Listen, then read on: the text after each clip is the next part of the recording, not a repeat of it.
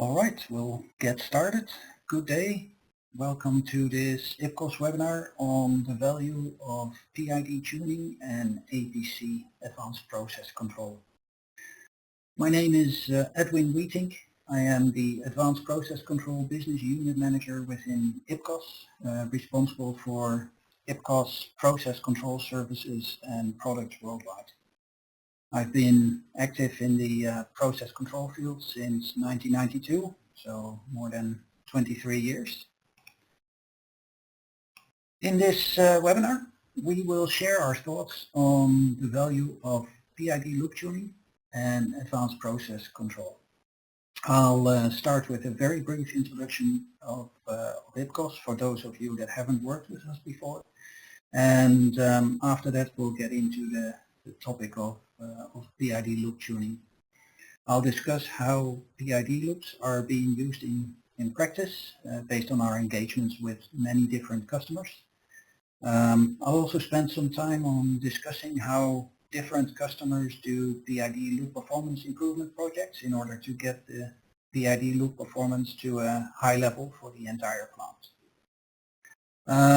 Next, we'll talk about the next level of plant operations optimization, which is advanced process control.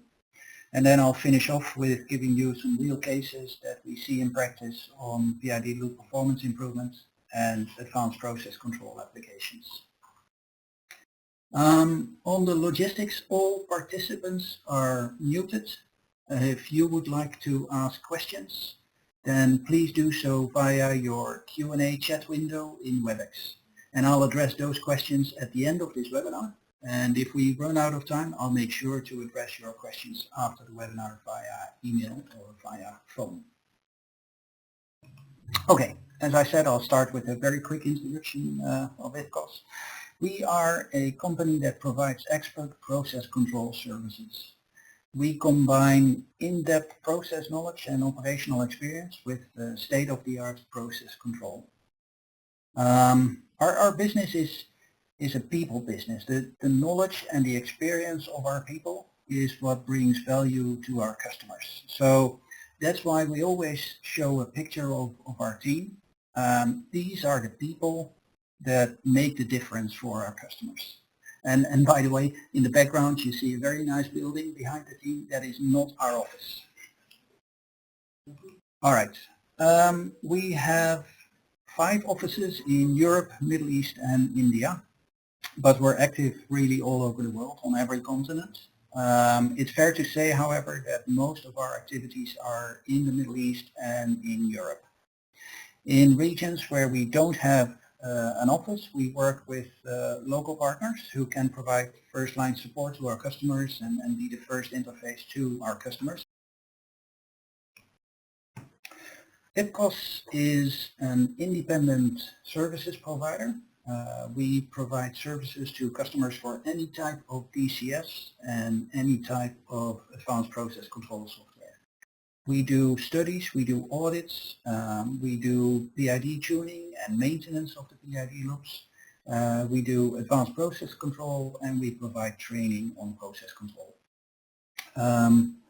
For the advanced process control activities, as I mentioned, we service any type of APC, including technologies like DMC+, SMOC, RMPCT, and we also provide our own APC software, which is called Inca APC. For PID tuning, we have 2 excellent tuning tools called Inca PID Tuner and Inca APTitune, but I wasn't going to make this a sales session, so I won't talk too much about our software. We're very proud to show this slide with some of our respected customers, and you'll probably recognize many of the names that are on here. But for us, more importantly, to be honest, is the fact that we are proud that more than 70%, 70, of our customers have been with us for more than 5 years. And that means that we're doing something right for them. All right, so enough as a brief introduction to IPCOS. Let's get into the first topic of the webinar now, PID loop tuning and how good PID loop performance brings money to your operation. Let's start by just recapturing why plants use PID control. Of course, the two main reasons are to provide basic stability to the process and to decouple the process. And let's think for a minute what this means. Basic stability means doing automatic corrections in case of changes in the plant. And this could be rejecting disturbances, like if it suddenly starts to rain, then you'll see variations in the overhead condenser of a column, and this would impact the temperature profile in the column. And a PID loop could help correct for that automatically. Decoupling means that you make it easier to control process parameters individually that are coupled from a process point of view. Let's take an example here. Let's take the example of a distillation column overhead. The pressure in the top and the temperature in the top are very interacting. If the pressure changes, the temperature will change, and vice versa. So with PID loops, you will be able to keep the pressure and the temperature stable and set their target values, their set points, more or less independently.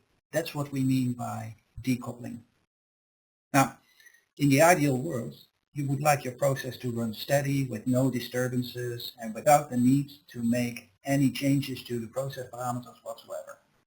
And I always say it's a bit like a straight road ahead, clear blue skies, but the reality is very different. As you can see in the picture on the right side, the reality is much more complex. And the main reason for that is that most of the process parameters are influencing each other.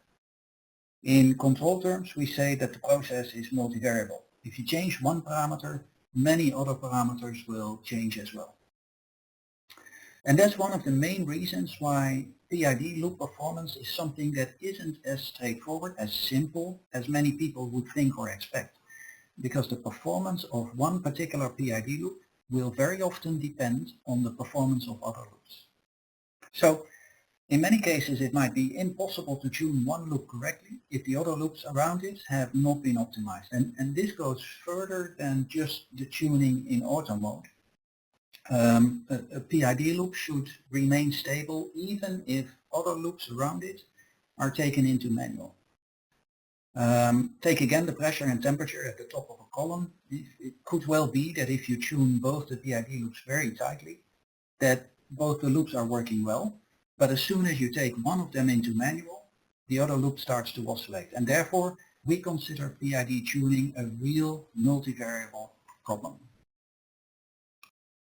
Now, how are PID loops often used in practice? We all know that some PID loops perform better than other PID loops. If we walk into the control room of a plant, then we typically encounter one or more of the following scenarios about how PID loops are being used. And the first scenario is a scenario that we all would like to have. The PID loops are in auto and they are performing well. That's really how we like it. The second scenario is a scenario that looks very much like the first one, but it is very fundamentally different. The PID loops are in auto, they seem to be working well. However, whenever there's a disturbance in the plant, operators take the PID loop in manual, they change the output of the controller, and then they quickly put the loop back in auto again. The operators are then saying that they're helping the PID loop. And our question would be, who's doing the basic control here? It's definitely not the PID loop. Now, the tricky thing with this is that it's sometimes difficult to see that this is the case until you really sit next to the operators or you take a very good detailed look at data. You won't see it that this is the case. If you just take a look at the percentage of the time that the loop is in auto, it will be close to 100%. Because the operators take the loop in manual just for a few seconds until they've adjusted the output, and then they put it back in auto again. But there's basically little or no PID control. So this is not a good situation. The third scenario is that the loops are in manual. And this can be due to a lot of reasons. One reason is that there's valve issues. The valve might be sticky or have a significant hysteresis, etc., etc. So the question to ask here is whether the valve issue is real or whether the valve is being blamed for some other root cause, for instance, bad tuning. Because bad PID tuning is one of the main reasons why loops are being kept in manual. And if that's indeed the main reason, then that's actually a good thing. That's good news because it can be fixed quite easily. Related to bad tuning is the wrong choice of equation type. As most of you will know, many DCSs have a whole range of different PID equations, and not all control engineers are familiar with the differences between equation types and when to use one or the other equation. And at IPCOS we know from experience that using the wrong equation can make it impossible to get a good PID tuning for a particular loop. Also related to bad tuning is a very fundamental reason why loops are being kept in manual by the operators, and that can be a wrong choice of PID structure. What do we mean by PID structure? Well, this relates to the more advanced PID structures like cascades, feed-forwards, etc. And if you don't choose the right structure, you won't be able to tune the loop. And a good example of this is a C3 splitter, propane-propylene splitter in an ethylene plant. If you try to build a bottom level controller that is cascaded with the bottom flow controller, then you won't be able to get the operators to keep the loop in auto. And the reason is not that the tuning is bad, but the reason is that it's not correct from a process point of view to control the bottom level with the bottom outflow on this column. So it's really important to choose the right structure of your PID controls in order to maximize the chance that the PID controls will be in auto. The fourth and final scenario that I want to mention here is the PID loop that is in constant tuning mode. The tuning parameters of the loop are changed almost on a daily basis, and this could be done by the control engineer based on questions from operators or operational mode changes in the plant, or even worse, it can be done by the operators themselves. And I've personally been at plants where the operators had their own little book with tuning parameters that they believed worked well. And whenever they felt like it, they would put in their own tuning parameters. And obviously this is not best practice. So how do our customers go about PID tuning improvement? The main goal, of course, is to improve the overall performance of the base layer controls of the entire plant. And many sites do PID tuning based on operator request. That's not a very structural approach. Quite often there's no real root cause analysis done. The control engineer just looks at the loop that the operator is complaining about without looking at the other loops around it. And as I said earlier, PID loop tuning is really a multivariable process. So the result of this action is that the PID tuning might be improved for today, but how robust will that tuning be for next week, next month, the next crude slate, etc., etc. And what we also see is that PID loop tuning is seen as a regular activity when time permits. So whenever the control engineer or the DCS engineer has some time, he will look at PID tuning. And again, that means there's little structure to the work. Whenever time permits, the control engineer looks at PID loops and performs some tuning here and there. And these approaches to PID performance improvements don't really bring a lot of structural value. They're like spot solutions that might help you today, but they won't continue to bring value in the long term. And that's a pity, because you've spent all that money on a beautiful state-of-the-art DCS, and then you're not getting the maximum value from your DCS in terms of basic control performance. So increasingly, more and more organizations realize that there's more value to be had from the DCS in terms of basic control performance. And what is required is a focused effort to really optimize the base layer controls. And by focused effort, I mean either in-house or outsourced but focused. Set time aside to do this. And by addressing not just the tuning of the loops, but also the structure of the base layer controls.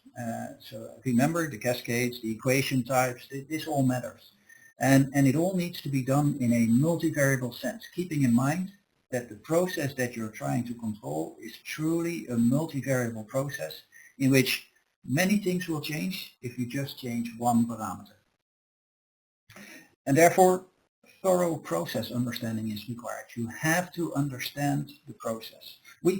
At IPCOS, we always tell our new hires who are going to do PID tuning that the structure of PID loops is not a free choice. You can't just pick and choose what cascade you build and what equations you use. You need to listen to the process. The process will tell you what structures to use. It all starts with understanding the process.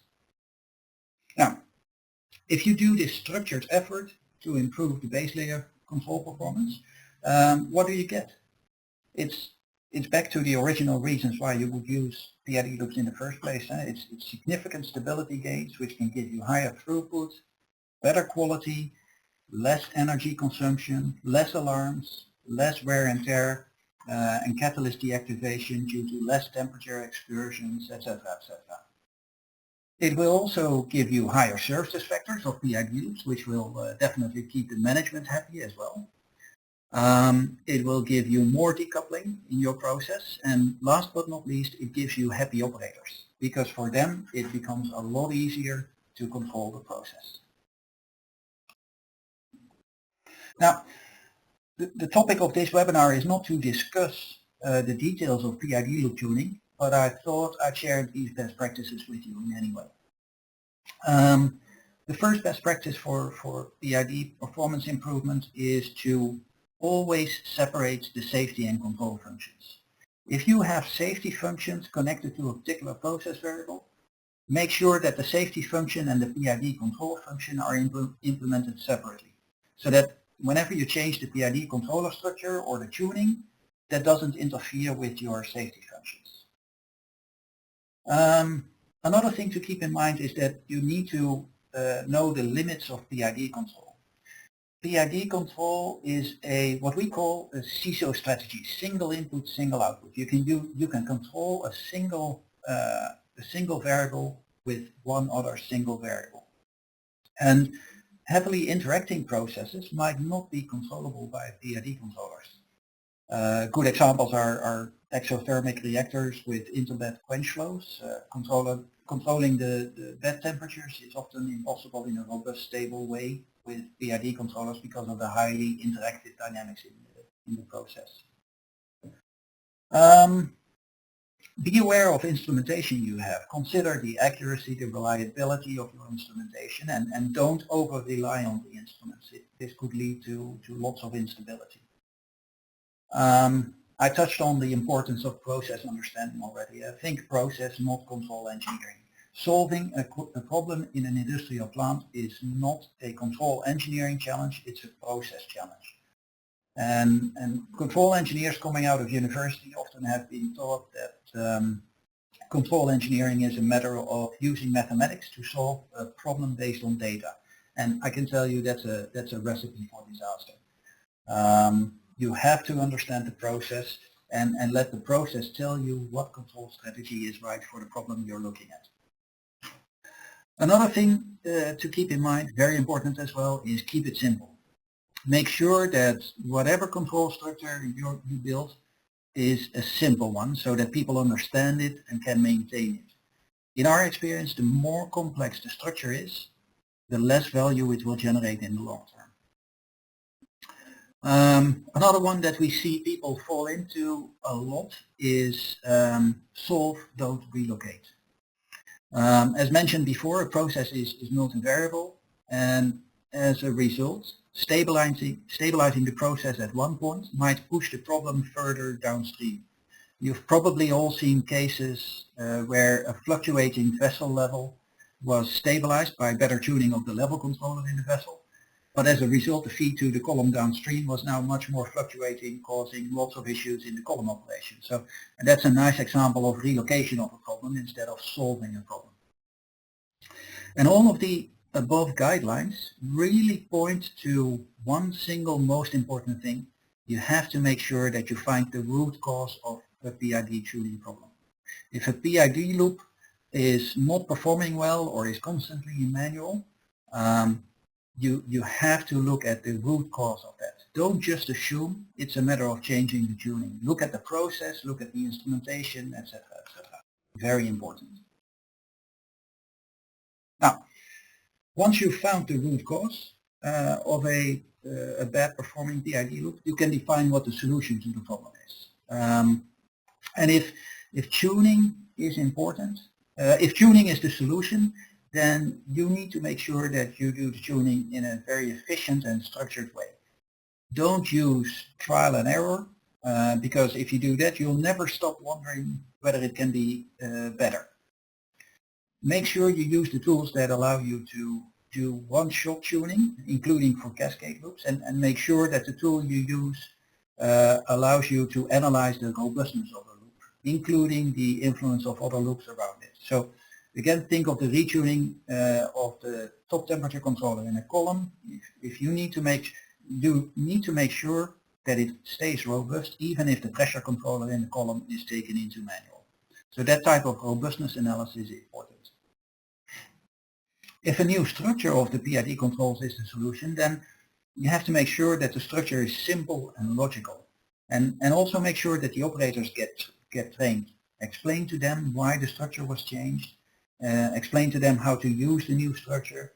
And again, make sure that the tuning of the new structure is done efficiently and robustly, including one-shot tuning for cascade loops.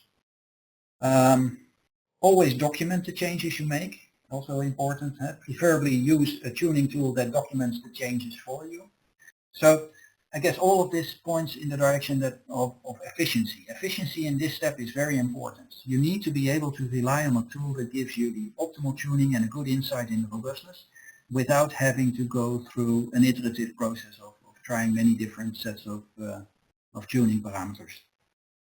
And needless to say, Inca APC is such a tool, but again, this is not a sales talk, so I won't go into details on the software tool that we provide. Now, everything I've been talking about so far has to do with PID loops, the basic control structures that allow the operator to type in the set point and let the DCS keep the process variable at that set point. And in this plot, you can see what type of different good tuning can make. On the left side, the loop wasn't performing well. It was kept in auto, but it wasn't controlling the process parameter close to its set point. On the right-hand side, you see what a good tuning achieved. The next question, of course, is what is the optimal set point for this PID loop? What set points do I need to type in to make sure that the plant is running in the most economical way, producing the maximum amount of product with a minimum amount of energy? And the answer to the question, what is the optimal set point for a PID loop, is it depends. The optimal set points for the plant will differ depending on the quality of your raw materials, if you have a new crude type or a change in quality in the feed gas. It might depend on the ambient conditions. If it rains on a cool day, the optimal set points might be different from when it's hot 45 degree outside. And as most of you will know, the optimal set points even differ between night and day. And really, if you ask the question, what are the optimal set points for my plant? That's where Advanced Process Control, or APC, comes in. APC will automatically calculate the optimal set points and put those in the DCS. Now, just a high-level overview of what APC is, that for those of you that have not seen Advanced Process Control before. Advanced Process Control is like an autopilot for the plant. Think of an airplane. In the cockpit, the pilot can use the gas throttle, the rudder, the yoke to fly the airplane from A to B manually. And if he does that, he needs to continuously look at his instruments to make sure that the plane stays on course at the right speed, at the right height, etc., etc. And if the wind direction changes, or the wind velocity changes, or the air density changes, etc., etc., the plane will start to deviate from its course, and the pilot needs to change one or more of the handles in the cockpit. Now, instead of doing it manually, he can use the autopilot. He just types in where he wants to go, at what speed, at what height, and the autopilot will continuously monitor the flying conditions and make adjustments to keep the plane on course, even if the pilot takes a walk or gets a cup of coffee. And above all, the autopilot makes sure that the plane is flown in the most economical way, using the lowest amount of fuel possible. Now, Advanced Process Control, APC, does exactly the same thing. It's like an autopilot for your plant. APC reads all the important process parameters every minute from the DCS and then uses a model of the plant to predict where the key process variables will go in the next couple of hours. And then based on that prediction, it calculates where the most economical operating point is, and it will write very small changes to the set points in the DCS to keep the plant at the most profitable operating point. And it does this every minute of the day, every day of the year. Let's look at a simple example. In this example, we see the ambient temperature, the outside air temperature, during a normal day. In the early morning, temperature is still low, and as the sun rises, the temperature increases. You see that in the red line. In this plant, if the temperature rises, they run against a compressor and a cooling constraint. So the operators know that they have to reduce the plant feed in the morning. And they do that based on their experience in a couple of big steps. And then in the evening, as the sun sets and the temperature comes down, they increase the plant feed again in a couple of steps based on their experience.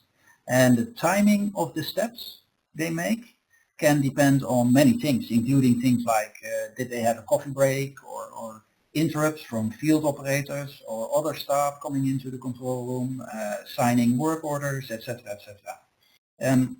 The sizes of the steps they make is always based on the experience of the operator. So you will see that one operator makes bigger steps and another operator makes smaller steps. It differs. Now, with Advanced Process Control, the exact same thing happens. However, APC will reduce the plant feed only when it's truly necessary and only by the amount necessary to keep the compressor below its limits and to ensure that you still have sufficient cooling. So in the afternoon, as soon as it is possible, APC will start increasing the feed again as much as possible.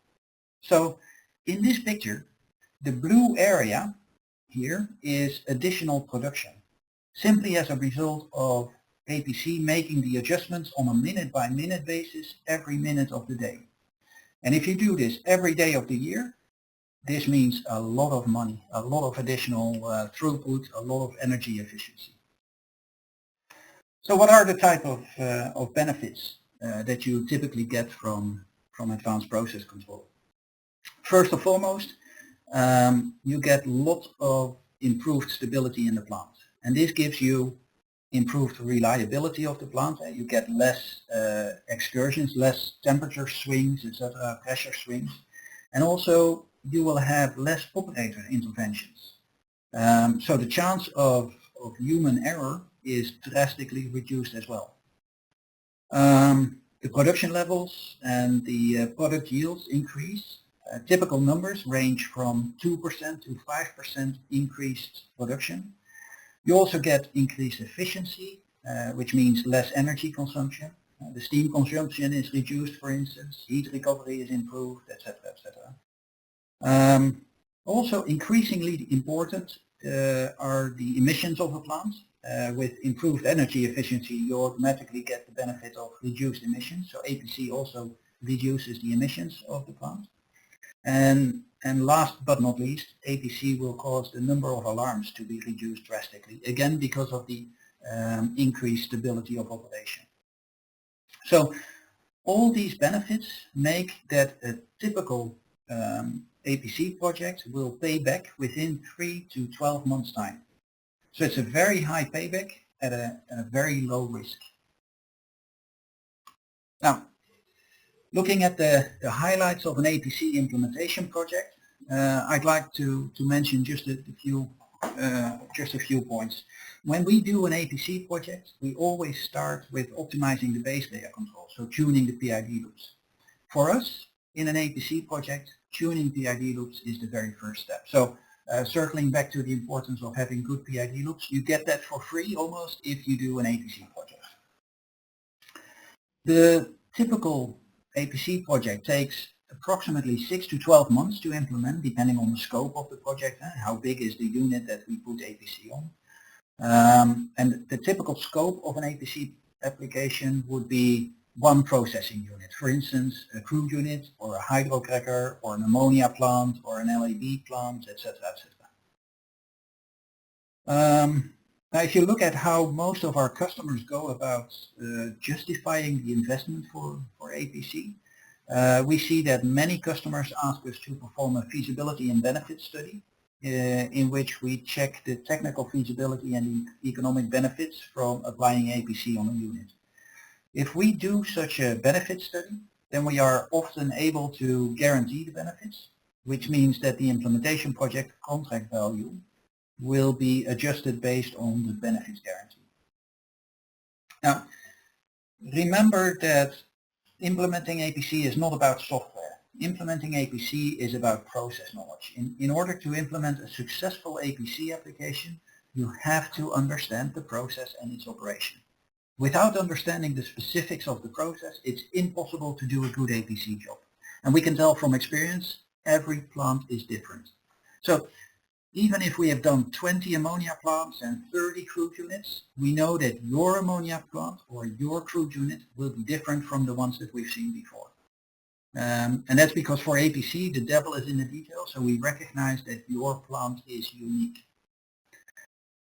Last but not least, we focus a lot on training and knowledge transfer during our APC projects. Training the operators in the use of APC is very important, because in the end, the operators are the users of the application. And that's why we spend approximately 50% of the time during the implementation project in your control room, working with your operators. So we train them. We also train the process engineers to be able to manage the APC application. So overall, summarizing these points, APC is very beneficial, can bring a lot of value to your operation. And it requires process knowledge to be successfully implemented.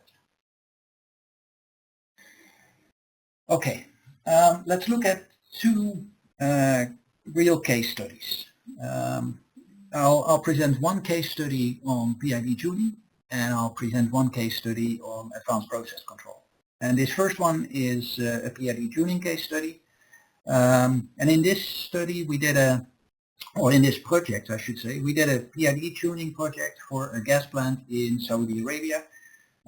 Customer was struggling with keeping the plant stable, and a lot of his PID loops were in manual, and many PID loops were also in the apparently auto mode, where the operators were helping the PID loop whenever there was a disturbance. And as a result, the plant was generating lots of alarms, the quality of the products was not very stable, and that meant that some reprocessing and some blending was required.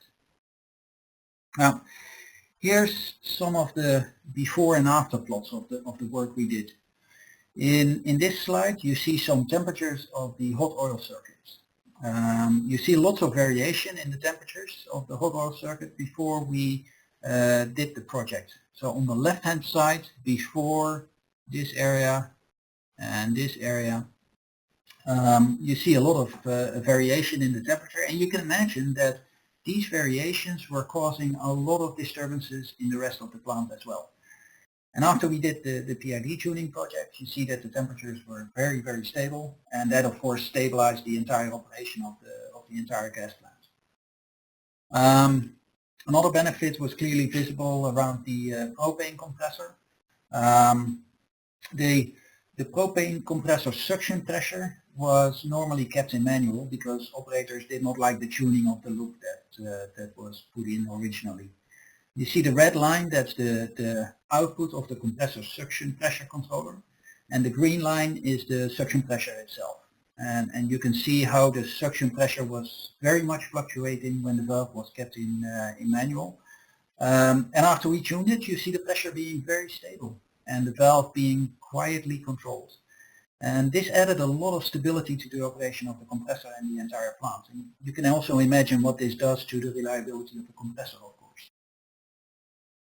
So this customer got a lot of benefits from the PID tuning activities, and at the moment they're producing at higher rates today than ever before, simply because the plant is much easier to operate with the PID loops in auto and performing well. The second case study I want to share is an APC case study. And in this example, the customer has a world-scale chemical plant.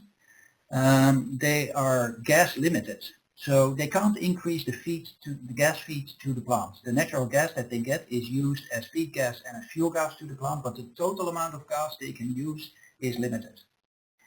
And we noticed that they were venting quite a bit of steam in the plant. And of course, if you reduce the amount of steam that you vent, you can reduce the amount of fuel gas that's being used to produce that steam. And if you reduce the amount of fuel gas that is being used, you can use that saved fuel gas to increase the feed gas without increasing the total amount of natural gas being used by the plant. Now, we built an APC controller that looks at the entire steam network and looks at the steam production and consumption in the plant. And it optimizes the balance between the steam production and steam consumption.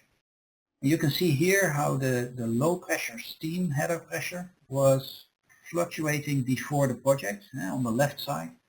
And how we stabilized it by controlling the entire steam network by implementing advanced process control. And remember, this was not just a matter of tuning a PID loop, this was by optimizing the entire steam network. Because if you just look at a single pressure controller in the network, you won't be able to really stabilize and optimize the network due to the many variations in steam production and consumption in the plant. And here you see the effect of the stabilization of the steam network on the steam venting. Before the APC was implemented, all these red peaks that you see were periods in which steam was being vented. And after we implemented APC, you see that the steam venting was almost reduced to zero. And you might ask, why is this important? Well, if you take a look at the fuel gas consumption in the plant, it becomes clear why this is important. Here's the total fuel gas consumption in the plant, and you see huge variations in the fuel gas consumption before we implemented APC. And after we implemented the APC, you see a very stable and lower fuel gas consumption.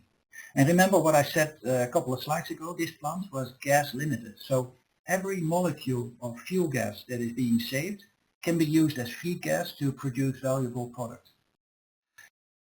What you also see in this plot is that after the APC was implemented, the fuel gas consumption slowly reduced further. You see a slight downward trend on the right half of this plot.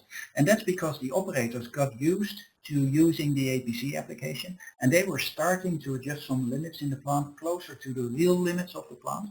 And this allowed the APC application to further optimize the heat recovery and the energy efficiency of the plant so that over time even more benefits were generated. And for this particular customer, we did a benefit study before the project where we calculated $1.2 million of annual savings, annual benefits. And after the project, we did a post-audit study, and it proved that the benefits were actually in excess of $2 million per year. All right, so to wrap things up, PID tuning can deliver very significant benefits if it's done right. And doing it right means that you need a focused effort to optimize the base layer controls and not just look at tuning, but also look at base layer control structure, equation type, etc., etc.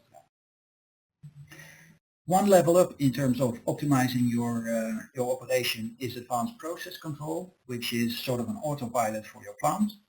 And this investment typically pays back well within a year. And it's even possible to guarantee the benefits you get from an APC implementation project. And then last but not least, no matter what people tell you, process control is not about control engineering or software tools. Process control is about knowing the process. That's the key success factor to get benefits from process control. With that, I'll open the floor for questions. Please make sure to pose your questions through the WebEx Q&A chat window. I've already seen a couple of questions coming in during the presentation, so I'm going to start off with answering those questions. The first question that was asked was, how big is a PID tuning project? Well, that depends, of course, on the scope of the project. If you do the entire plant, it can be quite a big project of several months. But many customers take a stepwise approach to PID tuning projects. We work for 2 or 3 weeks at the site, and in the first few days we identify together with the customer, of course, what process areas will most benefit from a first PID tuning effort. And then we spend the rest of the 2 or 3 weeks focusing on that area. That will bring significant benefits, and those benefits can then pay for a next project of several weeks in which we look at the next process area, etc., etc. So it's quite easy to start small with PID tuning. A question related to that got asked was, would you do benefits guarantees on PID tuning projects? I guess that would be to help justify the investment. Well, that's a difficult one. On our advanced process control projects, we provide benefits. We can provide benefits guarantees, as I said. For PID tuning projects, that's not as straightforward. The challenge is that in order to quantify the benefits from a PID loop tuning, you almost need to do the loop tuning itself. So the benefit study would actually be as expensive as the tuning project itself. I know that in some cases we were able to clearly identify the benefits areas and even quantify them for PID tuning, but in most cases it's not economically justifiable to do a benefit study just for PID tuning. But we do opportunity assessments where we do a quick review of what loops we should focus on, and quite often the customers already realize that those loops will bring benefits if they're properly tuned. So that is the convincing argument to get started on a PID tuning exercise. And again, you can start very small. A question that got asked was, could you talk about the return of investments? Yeah, I just mentioned the return in investment on the case study, the APC case study that I mentioned. That return on investment was really good. The projects had in excess of $2 million per year of benefits for the customer, and the project costed about 1/4 of that, so $500,000 in total was the project cost. For PID tuning projects, the size of the project is typically a lot smaller, and if you then look at the benefits from PID tuning versus the cost of the project, we have seen projects paying back within a couple of months. Our record, I believe, is 3 weeks, but that was an exceptional case. But certainly any PID tuning project will pay back well within the year.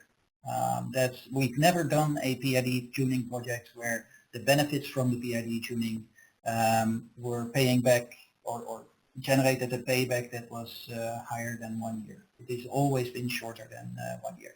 And for APC, as I mentioned, the payback is typically between 3 and 12 months. So very good payback.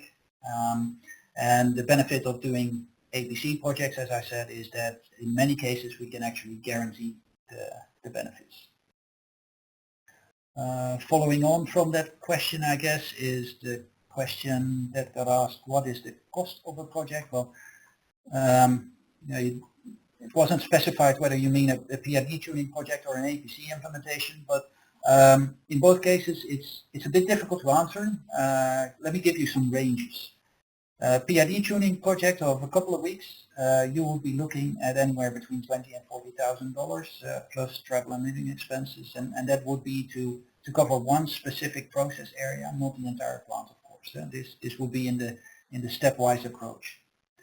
And for an APC project, it very heavily depends on the scope of the application. There's quite a big difference in price if you look at a simple stabilizer column APC or an entire ammonia plant. But you need to count on anything between, let's say, $200,000 and $500,000 for an APC implementation project. What instrumentation is required for APC? That's actually a very good question. We very often hear the statement, well, we have some problems with some instruments, or we don't have analyzers, so we can't do APC. We often hear that. It is not true, though, that all your instrumentation needs to be working perfectly to be able to put APC on your plant. Very often, APC can be implemented even if some of the instruments don't work well. But whether or not it's possible to implement APC on your plant, we can only say if we take a detailed look at your plant. So in a feasibility and benefit study, we will be able to say whether it would be possible and beneficial to implement APC on your plant. With that, I think we will wrap up here. I would like to really thank you for your participation. If you have any further questions, or if you would like a copy of today's presentation, please email and we will make sure to answer your questions. I would again like to thank you for your participation in today's webinar, and I wish you all a good and very successful day. Thank you.